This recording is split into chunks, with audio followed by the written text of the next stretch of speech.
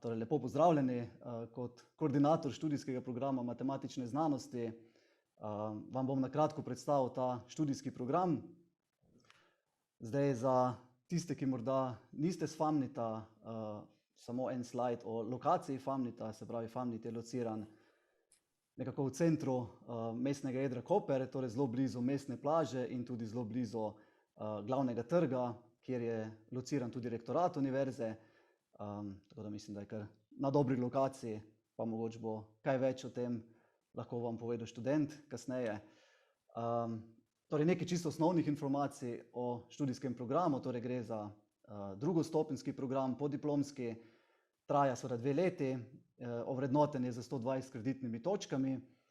Zdaj običajno predmeti pri nas so vredni 6 kreditnih točk, torej to je nekako ekvivalentno 20 predmetom, ampak na magistrskem študijskem programu imamo tudi pripravo in zagovor magistrskega dela, ki je že samo vredno kot 4 predmeti in nekako dolžni se izbrati tudi 4 seminarije, torej vsak semester en seminar po 6 kreditov, tako da na koncu ostane še samo 12 preostalih predmetov in skupaj to znese 120 kreditnih točk. Naziv, ki ga pridobite, je magister matematike oziroma magistrica matematike. Imamo tako slovensko kot angleško izvedbo študijskega programa, se pravi razlika je v jeziku določenih izbirnih predmetov oziroma obveznih predmetov, ampak načeloma izvedba je identična. Zelo na kratko o strukturi predmetov v prvem in drugem letniku. Se pravi v prvem letniku, kot sem že omenil, v vsakem letniku morate izbrati 2 seminarja, tako da v prvem letniku potem ostane še 8 predmetov, od tega 3 so temeljni predmeti, 5 pa je izbirnih predmetov. Med izbirnimi ločimo med notranje izbirnimi in zunanje izbirnimi, torej izbrati morate 3 notranje izbirne predmete, to pomeni dobite seznam izbirnih predmetov z področja matematike, iz katerih izbirate. 2 zunanja izbirna predmeta pa lahko izberete bodisi iz istega seznama, torej matematičnih predmetov, ali pa iz kakšnega drugega študijskega programa, recimo podatkovna znanost, računalništvo ali morda celo čisto kaj manj povezanega z matematiko, lahko pa tudi izberete seveda karkoli tudi izven Famnita oziroma tudi izven naše univerze. V drugem letniku, torej zopet poleg teh 2 seminarjev, nastopi še magistrska naloga in tako ostane prostor še za 4 predmete, izbirne predmete, sedaj zopet imate 3 notranje in en zunanje izbirni predmet. Torej toliko čisto za začetek o strukturi, več podrobnosti potem pride nekako na koncu. Zdaj v tem vmesnem delu pa bi nekako vas želel vam razložiti, zakaj je se dobro odločiti nadaljevati študij iz matematike oziroma če ste bili mogoče prej na kakšnem drugem področju, zakaj sedaj nadaljevati študij na področju matematike in kasneje tudi zakaj bi bil Famnit kot primerna inštitucija za vaš študij. Torej, kot študenti druge stopnje boste zmeraj bliže že tudi nekako končnemu cilju, torej pridobiti neko zadovoljivo zaposlitev. Zato sem tu navedel nekaj možnih inštitucij, kjer lahko torej poiščete oziroma dobite zaposlitev, ko zaključite z študijem. Zdaj, če se boste bolj usmerili v finančno matematiko, potem so to tukaj nekaj finančnih inštitucij, kot so zavarovalnice, banke, podjetja za trgovanje s finančnimi produkti, tudi loterije nekako spadajo v to, se pravi igre na srečo. Če ste bolj nekako računalniško usmerjen oziroma podkovan, torej malo bolj uporabno usmerjen, potem imate možnost pridobiti zaposlitev na kakšnem računalniškem, torej IT podjetju. Tipično je, da si ta podjetja želijo tudi kakšnega matematika v svoji ekipi, ne samo računalničarjev, ker pač za matematike je značilno, da imajo nekako večjo zmožnost nekega abstraktnega razmišljanja in zmeraj kak takšen kandidat je dober v nekem timu, tudi v programerskem podjetju recimo. Če se boste odločili nadaljevati študij tudi na 3. stopnji, potem lahko dobite seveda tudi kakšno pozicijo na kakšni izmed univerz oziroma inštitutov.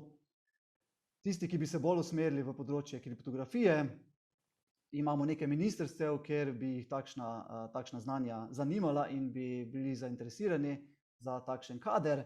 Potem so tu seveda razna tehnološka podjetja in lahko poučujete tudi na šolah, tako osnovnih kot srednjih šolah, pri čemer je v ta namen potrebno predhodno opraviti določena pedagoška, andragoška pedagoško izobraževanje, možno je to opraviti tudi na fakulteti, na naši univerzi, torej na pedagoški fakulteti in tudi kje drugje. No in še en slajd, ki bi nekako motiviral, zakaj bodi si nadaljevati oziroma se preusmeriti na matematiko, je tale članek iz ene revije v Združenih državah Amerike izpred 2 let, kjer so nekako klasificirali najboljše službe, ne samo z vidika plač, ampak tudi z vidika delovnega okolja, količine stresa na delovnem mestu in še nekaj drugih parametrov. In z rdečo tukaj sem obarval tiste poklice, kjer bi nekako tudi kot matematik lahko dobili svoje mesto. Vidimo, da jih je kar 7 izmed 10 takšnih, kjer bi z izobrazbo, ki jo lahko dobite pač po tem študiju, bili primeren kandidat. Zdaj, to je sicer iz Združenih držav Amerike, torej dokaj novejša raziskava, stara samo 2 leti. Običaj je, da takšne stvari se najprej zgodijo v Združenih državah Amerike in potem z nekajletnim zamikom se pojavijo tudi v Evropi, pa mogoče še z nekajletnim zamikom v Sloveniji, tako da nekako vsaj del tega, kar tukaj vidimo, je za pričakovati tudi, da bo veljalo za Slovenijo čez nekaj let, pa v resnici že danes kot matematik nekako običajno nimate prehudih težav dobiti neko spodobno službo oziroma željeno službo, že danes. No in zdaj, zakaj bi mogoče študent izbral FAMNIT za svojo lokacijo? Zdaj, tisti, ki ste že študirate na FAMNIT-u na prvi stopnji, nekako ste z večino teh stvari, ki jih bom zdaj povedal, že seznanjeni, pa mogoče za katerega, ki ne prihaja iz FAMNIT-a. Torej, prva stvar je naša široka mednarodna vpetost. Več kot 40% študentov FAMNIT-a in skoraj četrtina učiteljev in raziskovalcev prihaja iz tujine. Torej, imamo tudi kar nekaj primerov, da univerzitetni profesor nekje iz tujine, recimo iz Združenih držav Amerike, pusti službo univerzitetnega profesorja v ZDA, proda hišo in se z družino preseli v Slovenijo. Torej, kar nekaj primerov takšnih smo imeli, kar se zagotovo ne bi zgodilo, če FAMNIT ne bi nekako tudi mednarodno veljal kot uveljavljena inštitucija. Naši zaposleni organizirajo in se udeležujejo številnih mednarodnih konferenc, raziskovalnih obiskov. Tukaj imamo 2 slikci, ki prikazujeta na levi, iz katerih držav prihajajo gostujoči profesori in raziskovalci na FAMNIT, in desna slikca prikazuje, torej, kam se naši zaposleni odhajajo na konference in na raziskovalne obiske. Torej, vidimo, da je kar lep del razvitega dela sveta, bom rekel, pokrit na teh zemljevidih. Vsako leto tudi organiziramo poletno šolo iz diskretne matematike, sicer doktorsko poletno šolo, ampak tudi dobri študenti, magistrski študenti v 2. letniku so nekako že dobrodošli, da se udeležijo te poletne šole. Dejansko ta šola jim tudi prinese 3 kreditne točke, če se udeležijo tega. Ja, na FAMNIT-u imamo preko 100 sporazumov z univerzami po celem svetu, torej Erasmus sporazumov. Skratka, nekateri študenti se lahko odločijo, da bodo en semester svojega študija preživeli na neki tuji univerzi, se pravi, potem tam opravijo določeno število izpitov in se vnaprej dogovorimo, kateri izpiti so primerni, da jih bomo priznali tudi pri nas, in potem takšno izmenjavo opravijo in običajno to zelo dobro funkcionira in kot rečeno, imamo zelo veliko povezav s tujimi univerzami, kjer lahko to opravite. Ja, najbolj aktivne in uspešne študente tudi zmeraj spodbujamo k udeležbi na raznih mednarodnih tekmovanjih iz matematike in torej za magistrske študente tudi velja, da jih poskušamo že vpeljati na kakšne konference, torej vsaj tiste, ki jih nekako sami organiziramo. Kar se raziskovanja tiče, bi mogoče začel s tem zadnjim stavkom, da je matematika zagotovo paradni konj naše univerze na tem področju. Večina raziskovanja poteka v sodelovanju z Inštitutom Andrej Marušič, ki je tudi članica naše univerze. Glede na to, da kot fakulteta morda nismo toliko veliki kot kakšna druga fakulteta, matematična v Sloveniji, nimamo toliko velikih raziskovalnih skupin, to da tiste, ki so nekako dovolj obsežne, so zelo močno prepoznane v svetu in med njimi vsekakor velja omeniti vsaj naslednji 2 področji, torej diskretno matematiko in kriptografijo, kjer velja torej FAMNIT za enega izmed boljših, bom rekel, centrov za študij teh 2 področij. Ja, Dodal bi tudi to, da Famnit izdaja znanstveno revijo Ars Mathematica Contemporanea, ki je leta 2015 postala prva slovenska znanstvena revija, ki se je uspelo uvrstiti v zgornjo četrtino znanstvenih revij s faktorjem vpliva, torej obstaja nek seznam, okvirno okrog 300 matematičnih revij, ki so na tem seznamu, in biti revija v zgornji četrtini tega seznama je nekako velik prestiž, in torej tej naši reviji se je to kot prvi slovenski reviji uspelo uvrstiti torej v to zgornjo četrtino leta 2015. Izdajamo pa tudi še drugo revijo, The Art of Discrete and Applied Mathematics, za katero tudi pričakujemo, da se v nekaj letih pridruži na tem seznamu revij s faktorjem vpliva. Ja, omenil sem že to, da je ena prednost Famnita, da imamo več področij, znanstvenih področij pod isto streho, se pravi, če se odločite izbrati določene zunanje izbirne predmete namesto iz seznama matematičnih predmetov, iz področji podatkovne znanosti, na primer računalništva, informatike ali tudi kakšne druge veje, potem lahko to naredite torej znotraj iste fakultete, kar marsikdaj seveda olajša samo izvedbo. Tudi to, točka 5 bi rekel, da je določena prednost Famnita, torej da je naš kolektiv precej mlad in ambiciozen. Če vidite na tem grafikonu, nekako povprečna starost je nekje med 30 in 50 let, kar vsaj po mojem prepričanju implicira v več osebnih kontaktov z študenti, ker pač smo si le bliže nekako po letih in študenti imajo manj nekega straha pristopiti do asistentov in do profesorjev z raznimi vprašanji in iskanjem pomoči.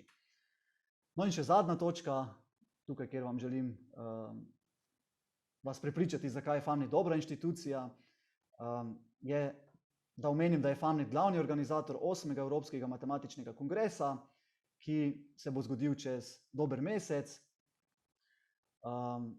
Ja, dokaz je mogoče od tale majčka, se pravi, dejansko ni to samo nekaj, kar smo dali na spletno stran. Pričakujemo okrog 1300 udeležencev, oziroma ne samo pričakujemo, dejansko jih je toliko registriranih, več kot 1000 govorov. Gre za drug največji matematični dogodek na svetu, poleg svetovnega matematičnega kongresa. Torej, kongres se odvija vsake 4 leta, moral bi biti že leta 2020, žal zaradi COVID situacije smo ga prestavili na 2021. Tudi letos bo pretežno potekal v online obliki, v nasprotnem primeru verjamem, da bi imeli še več udeležencev. Nekako ključen poudarek, zakaj to poudarjam, je, da če Famnit na področju matematike ne bi veljal za ugledno inštitucijo znotraj Evrope, potem nam zagotovo ne bi zaupali tako odmevnega dogodka, torej organizacija tako odmevnega dogodka, kot je matematični kongres. Ja, zdaj, kam se lahko usmerite po zaključku študija, se pravi, to so nekako 3 klasične opcije, se pravi, bodisi boste iskali zaposlitev po zaključku 2. stopnje, to sem že na začetku navedel nekaj možnosti, kjer lahko, torej inštitucij, ki bi bile primerne za zaposlitev, torej z vašim znanjem. Naslednja možnost je, da nadaljujete z doktorskim študijem na Famnitu, torej naravna možnost je, da to nadaljujete na doktorskem študijskem programu matematične znanosti, lahko pa morda tudi na sorodni študijski program računalništvo in informatika. Morda zgolj kot informacija, to leto je na študijskem programu matematične znanosti vpisanih 12 študentov, od tega je 8 iz tujine. In iz tujine dejansko prihajajo študenti ne samo iz držav bivše Jugoslavije, ampak tudi imeli smo študente iz Mehike, Kitajske, Rusije, imamo iz Argentine, Združenih držav Amerike in tako naprej. No, tretja možnost pa je seveda, da greste na doktorski študij na katero izmed univerz v tujini. In tukaj zgolj navajam seznam nekaj prestižnih univerz v tujini, kamor so naši študenti bili sprejeti na doktorski študij, kar zopet nakazuje na to, da inštitucije v tujini verjamejo v dobro delo na Famnitu. Ja, pa za zaključek morda samo še nekaj bolj podrobnejših podatkov o dejansko študijskem programu. Torej, drugo leto predvidevamo, da bomo razpisali naslednje 4 smeri. To so diskretna matematika, kriptografija, finančna matematika in pač splošna matematika kot zmeraj. Pri tem bi posebej poudaril, da je ta smer finančna matematika nekaj, kar se bo drugo leto izvedlo prvič. Do zdaj smo torej nekaj preteklih let imeli ločen študijski program, tokrat pa je to se bo izvedlo kot smer znotraj študijskega programa matematične znanosti, se pravi predvsem primerno za študente, ki ste na prvi stopnji končali študij finančne matematike, da lahko nadaljujete tudi na drugi stopnji. Ja, tukaj je treba biti pazljiv, glede na to, katero smer boste izbrali, kako boste izbirali vaše izbirne predmete in tudi obvezne predmete. Torej, če boste izbrali splošna matematika, potem tukaj nekako ni omejitev, vkolikor pa se odločite za katero izmed preostalih smeri, pa je treba izbrati določeno število obveznih predmetov in izbirnih predmetov iz tako imenovanega bodisi bloka diskretne matematike, bloka kriptografije oziroma bloka finančne matematike. Torej, še na eno stvar je treba biti pozoren, recimo za blok smer finančne matematike morate izbrati en poseben obvezen predmet in 3 specifične izbirne predmete, se pravi iz tega bloka. In ne bodo vsi ti predmeti ponujeni vsako leto, se pravi, drugo leto boste imeli možnost zbrati, zdaj bom konkretno povedal za smer finančna matematika, ta potreben obvezni predmet in 2 izmed potrebnih 3 izbirnih predmetov. Se pravi, tisti preostali manjkajoč pa ga boste lahko izbrali naslednje leto, ko bodo ponujeni drugi izbirni predmeti.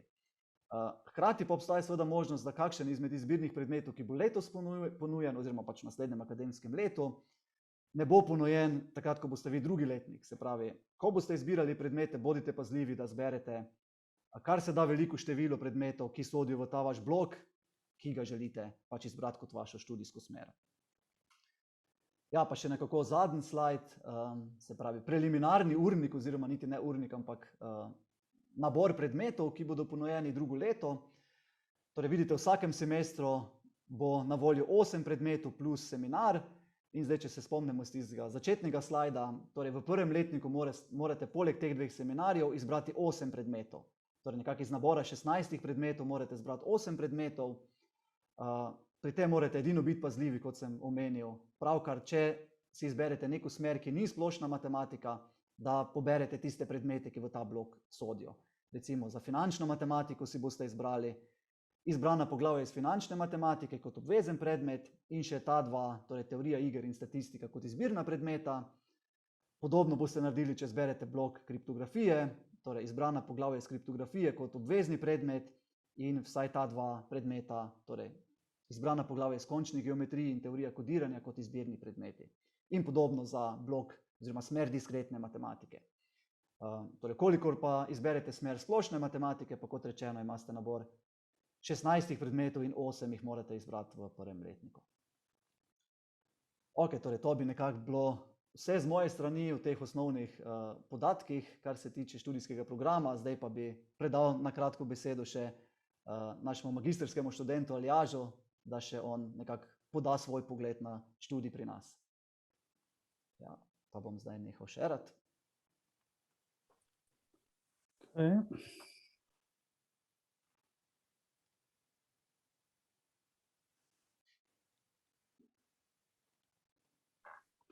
Tako, lep pozdrav še v mojem imenu.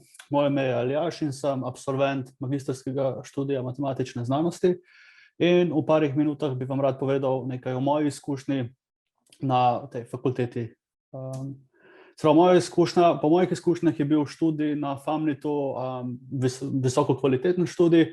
Všeč so mi bili predvsem te, kakor je bilo že prej omenjeno, sproščeni odnosi, nekako bolj oseben stik, kar gre pripisati tudi na račun nekoliko manjših skupin študentov. In najbolj pomembno, ta občutek, da sem dobro nadgradil znanje pridobljeno na prvi stopnji. Lahko res rečem, da imam občutek, da sem se veliko naučil po 2 letih. In potem izkušnja še poleg študija je to samo življenje na morju, ki se že sliši super, da si v redu vreme, veliko možnih aktivnosti zunaj.